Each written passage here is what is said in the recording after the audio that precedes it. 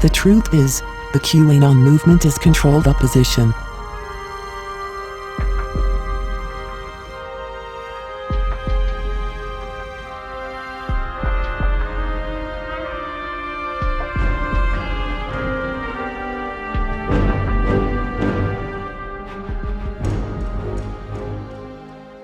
Just like the Occupy Wall Street Psyops movement.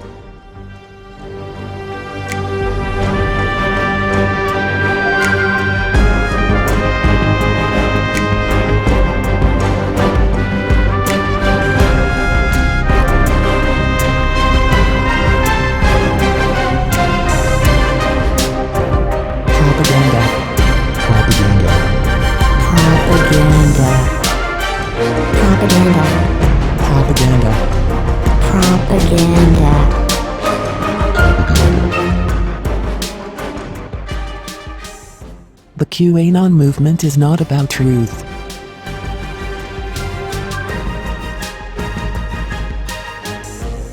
It is about controlling the truth.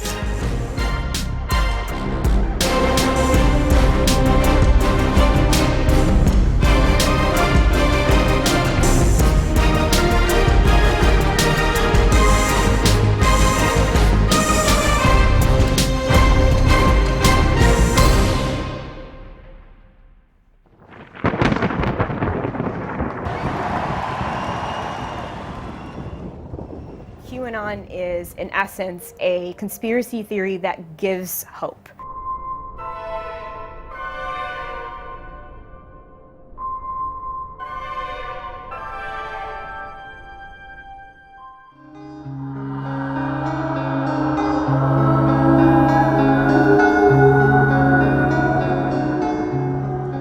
It looks to be a public intelligence dissemination program whereby they're utilizing anonymous online posting boards such as 4chan and 8chan as a back channel to give the public information to help guide them, to help show the way and let them know what's really going on and what's going on behind the scenes. Although Trump hasn't given any indication that he is aware of QAnon or believes it, he is the person who, I guess, inadvertently started it.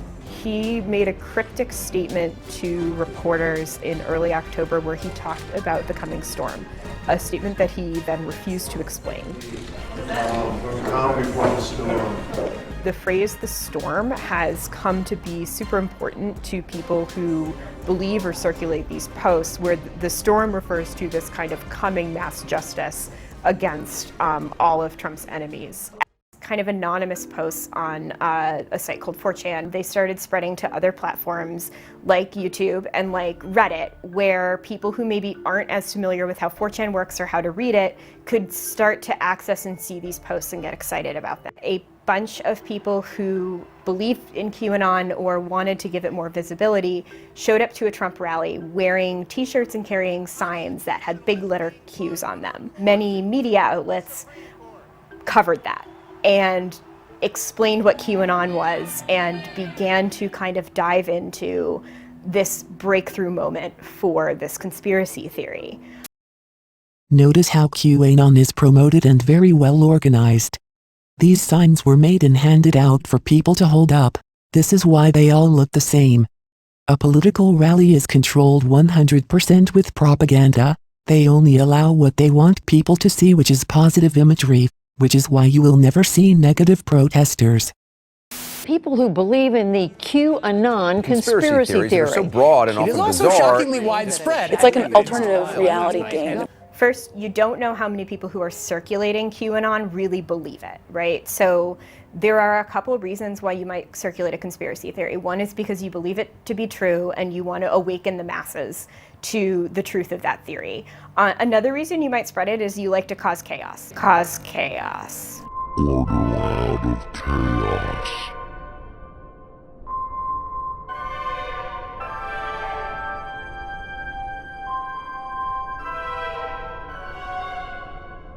Disinformation agents always mix truth with lies. This confuses people and muddies the waters for anyone searching for real truth. The Illuminati motto of order out of chaos, and the Israeli Mossad, by way of deception, thou shalt make war. The following clip is an example of how they first show you some real truth to hook you, until you follow the Pied Piper.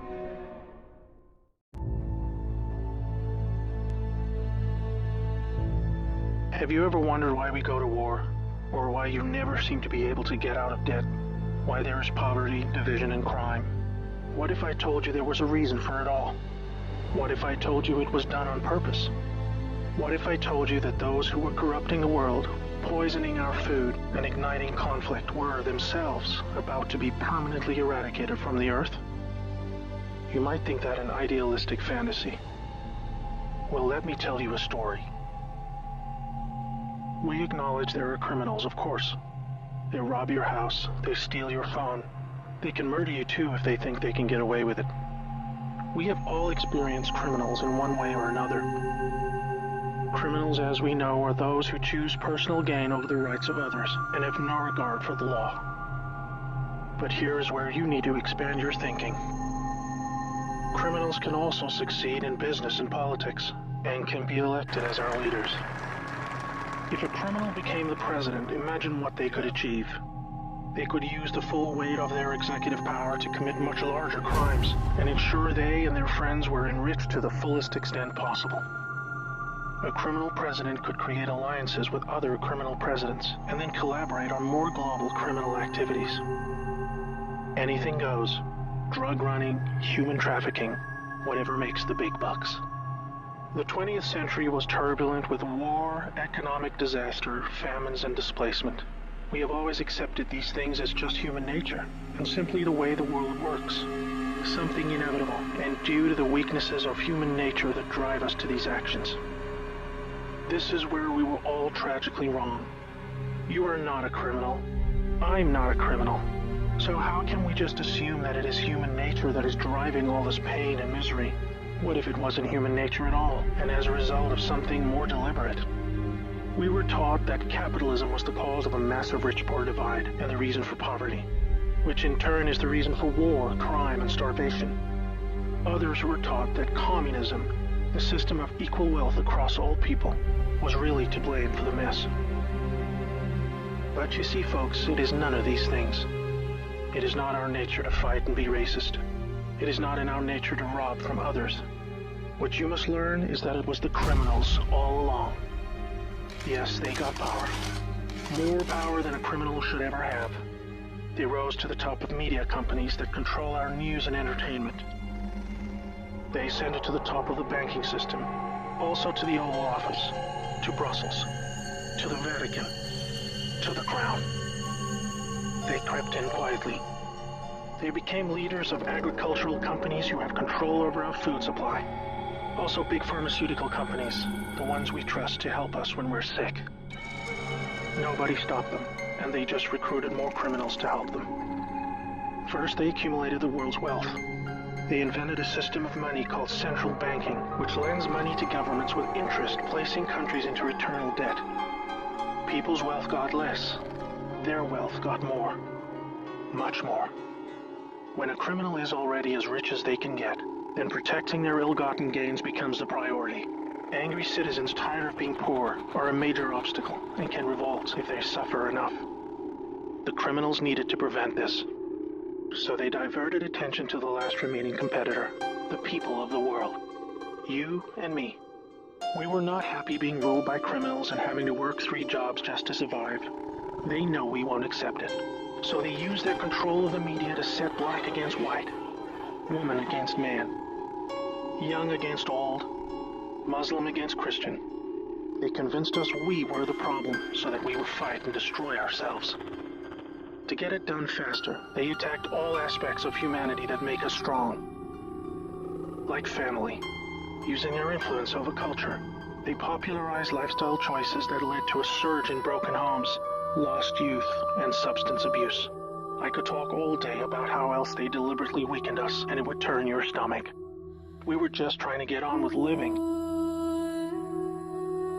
So where are all the good guys? Good people people just want to get married, have kids, make a living, and enjoy their liberty. Well, there were good guys. Many. One became the President of the United States in January 1961. He knew about these criminals and wanted them gone. He knew their intentions for us all, and he wanted to fight them. Sadly, he had no idea how powerful they had become. Reagan also had good intentions for the American people. He knew this criminal mafia controlled almost everything by this stage, including the powerful rogue intelligence agencies. His economic policies were promising, but the criminals needed a weak America to hold on to their power. Reagan was shown with a bullet that a growing U.S. economy and prosperous citizens were not what the criminals wanted. It was looking pretty grim for good people. Every time someone wanted to stand up and do the right thing, they got stopped. Were we ever to be freed? These criminals are also known as the Deep State, or Cabal, because of how they control things behind the scenes. Every president after Reagan was one of these Deep State criminals, and their empire got even stronger. With each bad president came new depths America and the world would sink. The world collapsed into darkness. Do you need me to tell you how?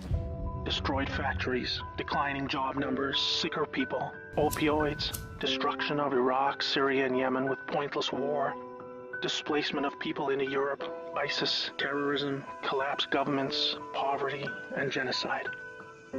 Total misery. Do you think that was inevitable? Hell no. Well, here is where things start to take a new turn. When the full picture comes to be known, it will forever be regarded as the greatest story ever told. Well, here is the top line. Some good people still held positions of power. They valued humanity and the rule of law. While the criminals discussed their game plan at the annual Bilderberg meetings, the good guys were making plans of their own. The information age was coming to change history forever. As the internet flooded into every home and appliances became smarter, and when people started carrying tracking devices, an opportunity to put an end to criminal control over the world was emerging. We became connected, trackable, and surveilled. But so did they. They became dependent, just like we did, on email, SMS, instant communication. It made crime much easier, but it also put them on a grid that, if accessed by the right people, would expose their crimes to the public and end their iron grip on us once and for all. In this new age of information, it was thought that the military should also have its own intelligence agency to focus on cybercrime and espionage. They called this the NSA, the National Security Agency. Here we had every phone call, email, and text from every device stored and archived. Whether it be someone making a doctor's appointment, or the Deep State setting up a massive heroin purchase from the Taliban. In the right hands, it would be enough information to expose the entire sinister criminal plot to rob us blind and wipe us out. Hold that thought, now I need to explain the plan. The good guys were devising a plan to reclaim the world from the cabal and return it to the people. It would involve alliances with multiple countries, since the criminals had global rat lines, trade, and other infrastructure in place that would need their cooperation. It came down to two choices for America. Launch a military coup to seize the government from whichever cabal puppet was in the White House at the time. Or win legitimately, take control of the NSA, expose the criminals for what they are, and arrest them all. Obviously, the first option would be very troubling for the public. With people still preoccupied with cabal-engineered social issues, they would likely revolt and hurt themselves and others. No, it would have to be the latter. So they needed a candidate who could win, and who could win big. Many states like California had been so heavily inundated by criminals that even the voting machines were electronically set up to swing votes any which way. It would need to be a very decisive victory. Good patriots in the U.S. military and their global partners asked Trump to run for president so they could take back control of America legitimately without alarming the public. Trump was a good choice, obviously, because he overcame the voter fraud and won. But he was a patriot, and he was loved and admired by the public. He was not interested in joining the cabal, because they hated America and he did not agree with them on that point. As soon as he showed interest in taking power, they activated their media assets to viciously turn on him. That's when we saw the sudden hatred emerge. Even when he won, the cabal still had no idea what he was a part of, and the sophisticated plan that was about to unfold against them. Shocked at their loss, they mobilized their full arsenal of intelligence, media, money, and technology to try and take back power. Their people at the top of the DOJ and FBI then put together a plan to frame Trump and have him impeached. This is where we come back to the NSA again. All messages were stored and could be used to expose this plot and prevent Trump's overthrow. An entire book will be written about the first 2 years of Trump's presidency. False flag terror attacks, down planes, missile alerts, assassination attempts. Here is the point. The world is currently experiencing a dramatic covert war of biblical proportions. Literally the fight for Earth, between the forces of good and evil. I can't put it in simpler terms, but I can say it appears the good guys are winning. The cabal had complete control over North Korea. They hijacked the Kim dynasty, took them hostage, and worked to build up a nuclear arsenal to threaten the world. Kim Jong-un suddenly embracing peace was simply because the deep state were beaten and driven out. ISIS was also destroyed in the year following Trump's win. We are all starting to see the pattern now, that enough time has passed, that our biggest global concerns are starting to recede, and peace is returning. It is all evidence that the good guys are winning the war. But we are still in the middle. While a lot is improving, it still puzzles many that most of these known criminals are still free, especially the higher-ups like Hillary Clinton, the Bushes, and Obama. That is coming in the next chapter of the story. That's why we have Q. The good guys with control over the NSA began the Q intelligence dissemination program to invoke an online grassroots movement that came to be called the Great Awakening. It started on underground internet channels and then moved to the mainstream. Q has been a fun distraction for those who follow world events and desire truth, but it is about to begin a much more important and necessary phase, keeping the public informed when the deep state war breaks out onto the surface. By this, I mean high-profile arrests. Yes, folks, the criminals I'm referring to are famous politicians, actors, singers, CEOs, and celebrities. People who have earned our trust, respect, and admiration. They have done very bad things that are all fully known and documented, and they will be severely punished. Those of us who have followed Q since the beginning will be here to help you make sense of the coming events. We are among the first to realize that our petty partisan divisions are just trivial distractions, and we are all enslaved by a hidden enemy. We realized that the problem was never capitalism or socialism, Democrat or Republican, black or white, Muslim or Christian. We know it was just very powerful criminals who had too much power. Fellow slaves, it's time to buckle your seatbelt, recognize your true enemy, and embrace a new future that we all owe to the brave patriots who risk their lives to achieve this victory against the greatest force of evil the world has ever known. May God bless America.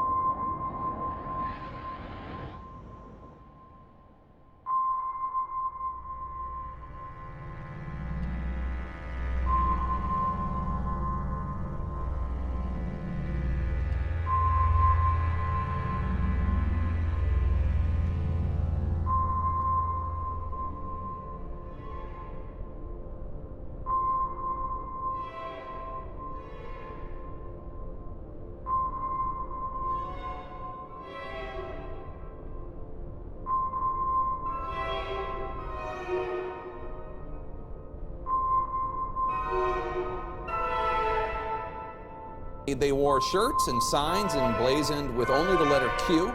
Their numbers seem to be growing, and they were spotted last night at President Trump's Florida rally. They are a new fringe conspiracy theory group called QAnon. I want to bring in CNN's Tom Foreman. Tom, who are these people and what do they believe? Well, broadly speaking, these are people who deeply mistrust the government, the mainstream media, and who treat any facts showing Donald Trump is wrong about anything as proof of a deep plot against him. Photos of missiles and mysterious strangers, rants about a shadow government, Freemasons, secret symbols, and predictions of a world about to change. All of this is part of the conspiracy stew cooked up by QAnon, an internet conspiracy persona, some followers of whom showed up at the president's most recent rally, and many of whom see him as a hero. Like them, ready to embrace wild theories, to claim secret plots against him, and to attack anyone who says otherwise. Fake news, fake news. The Washington Post says Q is an anonymous user claiming to be a government agent with top security clearance, waging war against the so-called deep state in service to the 45th president.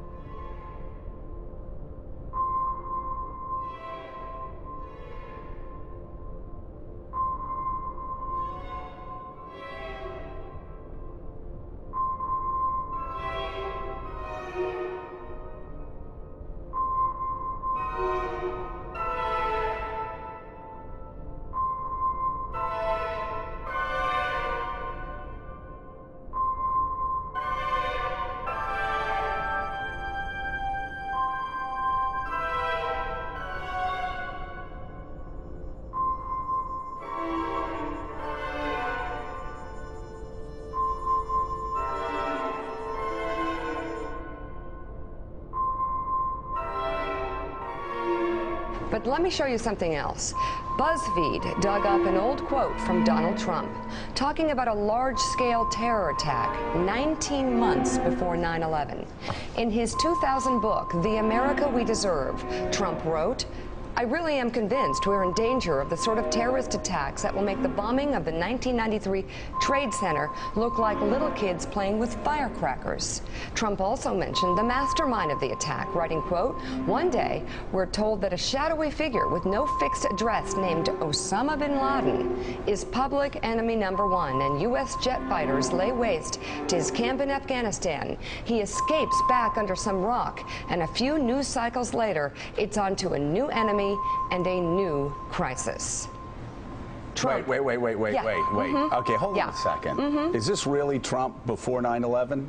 Have you read this? It's 2000 in his book. Are we making this? Somebody, did you make this up, Mika? Nick. I did. Did you make this up? Nick, exactly. tell us it's over, right? Because Will he's you wrong stop? about everything. Mika, stop. God. I don't think it's over. What's that? What's the rage here? Will you stop No, picking it's on cute. him? I think it's cute. Well, go for it. No, really quickly, though. I mean, so Willie, that was 2000. In a book he wrote in the year 2000. Well, it was published in 2000. He could have written in 1999 for all we know. Exactly. He might have been a bit more prescient. So he basically predicted the attacks from Osama bin Laden. Well, we'd had